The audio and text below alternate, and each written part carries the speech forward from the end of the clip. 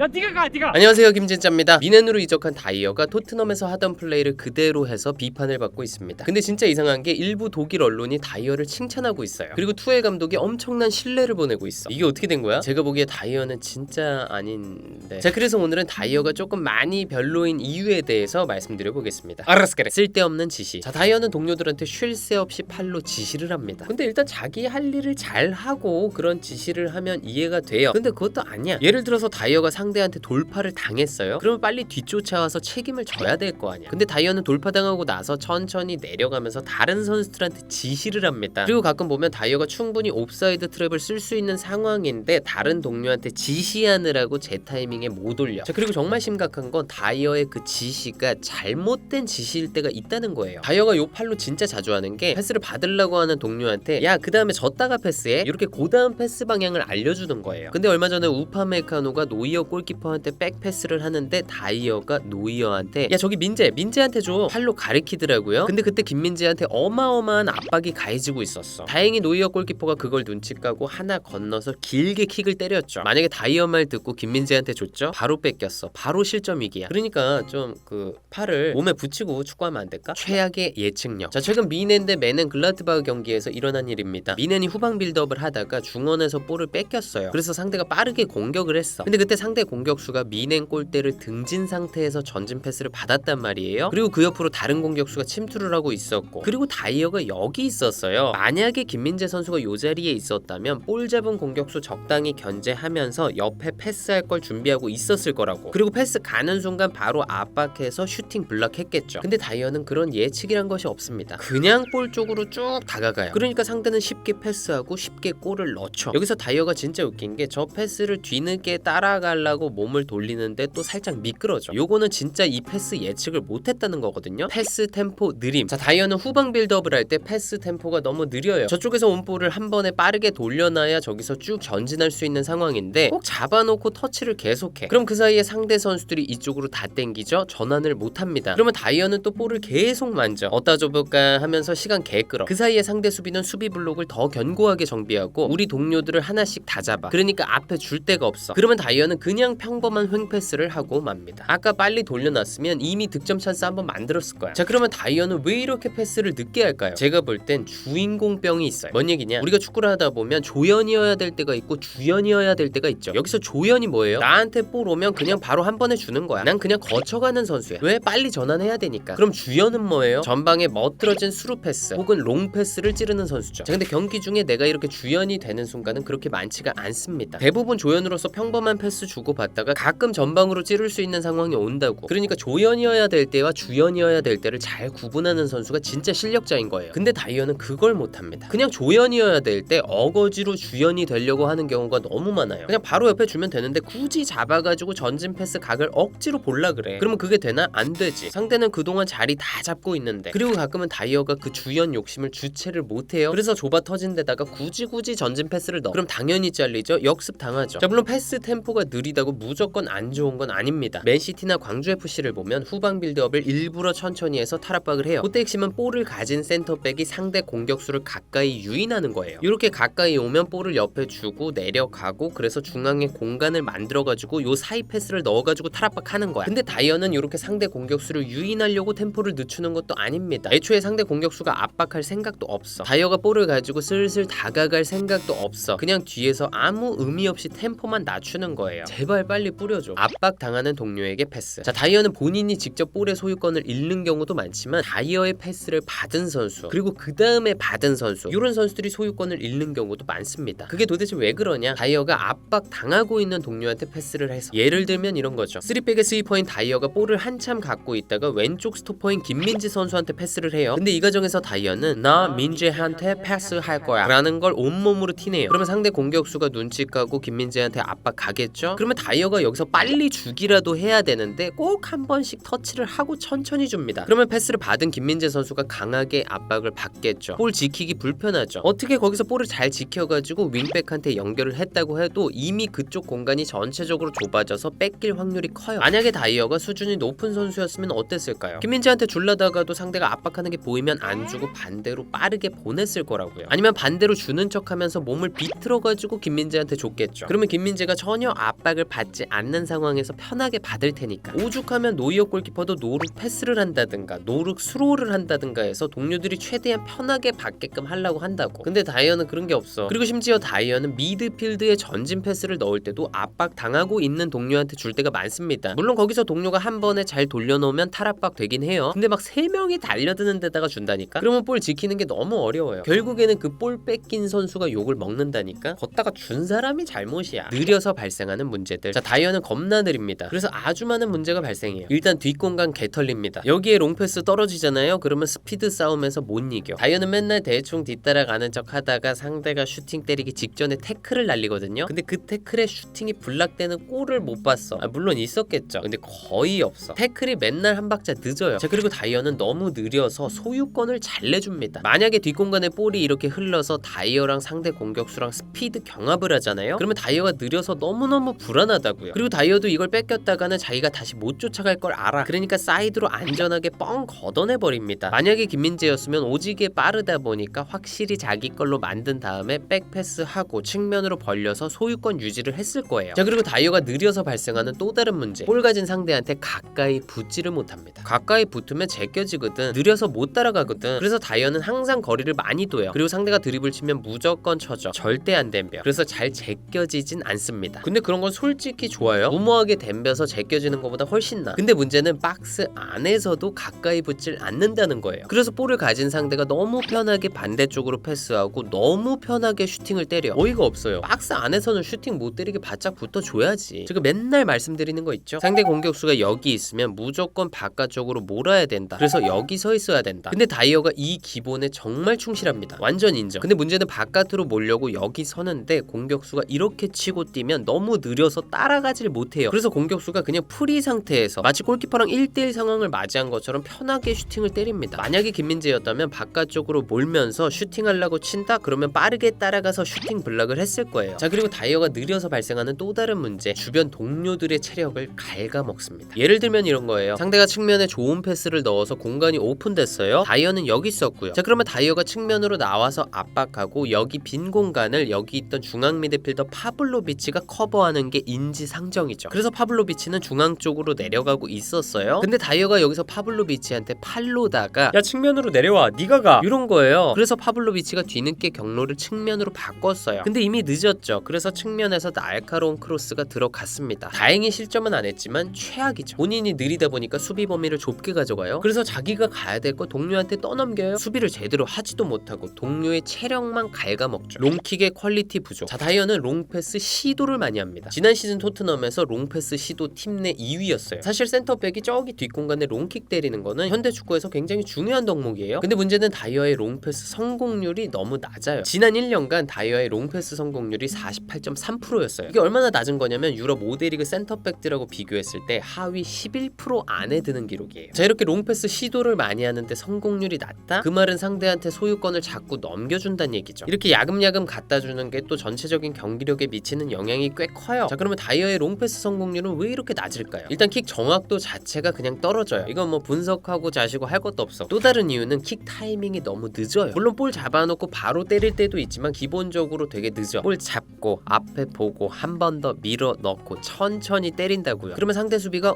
킥 때리겠구나 미리 예측하고 뒤로 쳐진다고요. 그러면 당연히 잘리지. 그리고 다이어의 킥은 너무 높고 너무 느려요. 공이 날아가는 채공 시간이 너무 기니까 수비가 따라가서 다 커트해. 그리고 만약에 수비가 커트를 못하고 가까스로 우리 동료한테 연결이 되더라도 곧바로 뺏깁니다. 왜냐면 공이 날아가는 동안 수비가 아주 가까이까지 압박을 왔거든. 트래핑 하자마자 덮치는 거야. 애매한 수비를 못함. 자, 훌륭한 수비수들은 수비를 애매하게 하죠. 뭔 소리냐? 혼자서 2명을 상대하더라도 그 중간에 애매한 위치에 서서 은근히 상대를 한쪽으로 몰고 패스도 못하게 하면서 슈팅도 못하게 하고, 그러다가 패스가 절로 가면 또 적당히 압박하고, 이렇게 예측력을 기반으로 한 애매한 수비를 한다고요. 근데 다이어는 요게 안 됩니다. 예를 들어서 상대가 아크 정면에서 드리블을 해오고 있었어요. 다이어는 여기 있었고, 근데 다이어 뒤쪽으로 다른 공격수가 침투를 하네? 그러면 다이어가 여기 요렇게 애매하게 포지셔닝을 해서 요 패스 코스 맞고 공 가진 선수가 반대쪽으로 드리블 하게끔 유도를 해서 동료들하고 협력 수비할 수 있는 거잖아요. 근데 다이어는 요 패스 코스를 확실하게 열어줍니다. 거의 야 여기다가 패스해 요런 느낌이야. 저기 풀백 동료는 아직 내려오지도 못했는데, 그러니까 상대는 당연히 걷다가 패스하죠. 바로 슈팅 가죠. 다행히 노이어 선방으로 실점은 안 했어요. 근데 여기서 더 더 놀라운 건 뭔지 아세요? 상대가 이렇게 패스하고 나서 다이어가 뒤늦게 몸을 돌린 다음에 끝까지 쫓아가서 수비를 하는 게 아니라 옵사이드 아니냐고 손을 들고 있었어. 저 진짜 할 말을 잃었습니다. 자, 그리고 다이어가 애매한 수비를 못하는 경우는 또 있습니다. 다이어가 상대 공격수를 1대1로 막고 있었어요. 근데 상대 풀백이 오버래핑을 도네? 그러면 이럴 때 애매하게 수비 잘하는 선수는 오버랩하는 선수한테 패스 주면 바로 출발할 준비는 하되 요 선수의 슈팅 코스는 어느 정도 막아준다고. 근데 다이어는 오버랩하는 선수 따라간다고 요 선수의 슈팅 코스를 시원하게 다 열어줍니다. 그러니까 상대는 가마차기 갈기죠. 이렇게까지 확실하게 열어주는 수비수는 정말 찾아보기가 힘들어요. 동료를 헷갈리게 하는 수비. 자, 다이어는 자기가 막던 공격수가 볼을 받으러 내려가면 같이 튀어나갑니다. 근데 그 볼이 살아서 상대가 공격 전개를 하네? 근데 이 상황에서 다이어가 볼 쪽에 가장 가까운 선수기 때문에 강하게 압박을 해줘야 되거든요. 근데 안 해요. 그렇다고 뒷공간으로 확 쳐지는 것도 아니야. 애매한 거리에 그냥 서 있어. 그러면 동료 입장에서는 미쳐요. 아니, 왜냐면 다이어가 압박을 하든 쳐지든 확실하게 해야 자기가 그 반대로 움직이면서 협력 수비를 할 텐데 다이어가 뭘 하려고 하는지 모르겠는 거야. 그러면 볼 가진 상대는 아무런 방해도 안 받고 오지는 수루 패스 찔러버립니다. 아까 제가 수비는 애매하게 해야 된다고 했는데 여기서 애매하게 해버리네. 열심히 뛰지도 않아요. 보통 센터백들은 뒷공간에 수루 패스 허용하면 대가리 받고 미친듯이 스프린트 합니다. 근데 다이어는 보폭이 다소 큰 조깅을 하면서 천천히 내려가요. 아니, 수비형 미드필더가 요렇게 내려가도 욕먹을 판인데 다이어는 센터백이에요. 그리고 대부분 최후방 스위퍼야. 자, 그리고 다이어가 코너킥 공격을 할 때 올라가서 헤더에 가담하거든요. 근데 그 이후에 상대가 역습을 하면 열심히 뛰어 내려오질 않습니다. 아예 스프린트를 안 해요. 심지어 최근 레버쿠젠전 막판에는 미넨이 지고 있으니까 노이어 골키퍼까지 코너킥에 가담했단 말이에요. 근데 상대가 걷어내서 역습을 당하네? 골대 비어있잖아요. 그래서 나머지 선수들이 미친듯이 뛰어 내려왔다고. 근데 다이어는 출발조차 안 했어요. 이렇게 공 따라가는 카메라에 잡히질 않아. 그리고 다이어는 자기네 골대 앞에서 혼전 상황이 벌어질 때 동료들이 막 슈팅 맞겠다고 몸 던지고 태클하고 그러죠? 그러면 그냥 목격자처럼 구경만 합니다. 네, 오늘 이렇게 다이어의 단점들에 대해서 살펴봤습니다. 제가 너무 단점만 말씀드렸나요? 사실 장점도 많습니다. 그 중에 하나가 뭐냐? 뻔뻔한 성격. 보통 패스미스를 하면 자기가 급하게 가서 막 뺏는다거나 수습을 하려는 모습이 있잖아요. 다이어는 그런 게 없어요. 그리고 동료들한테 막 미안하다 막 그런 것도 많이 없는 것 같아요. 그리고 최근에 레버쿠젠전에서도 다이어가 왼쪽 윙백한테 롱패스를 쭉 날렸어요. 근데 길었어. 그래서 그냥 나갔어. 그리고 나서 다이어 클로즈업이 잡혔어요. 그래서 저는 당연히 미안 너무 길었어. 쏘리 이럴 줄 알았거든요. 근데 오케이, 움직임 좋았어. 자꾸 그렇게 뒤로 뛰어. 오케이? 사고방식이 좀 달라요. 자, 과연 투엘 감독은 다이어를 데리고 분데스리가 우승을 할 수 있을까요? 쉽지 않아 보이는데 지금까지 11시즌 연속으로 우승했거든요. 근데 이번에 못하면 케인 어떡하냐. 그러니까 왜 다이어를 추천했어. 네, 오늘은 여기까지입니다. 저는 또 다음 축구 컨텐츠에서 뵙겠습니다. 감사합니다.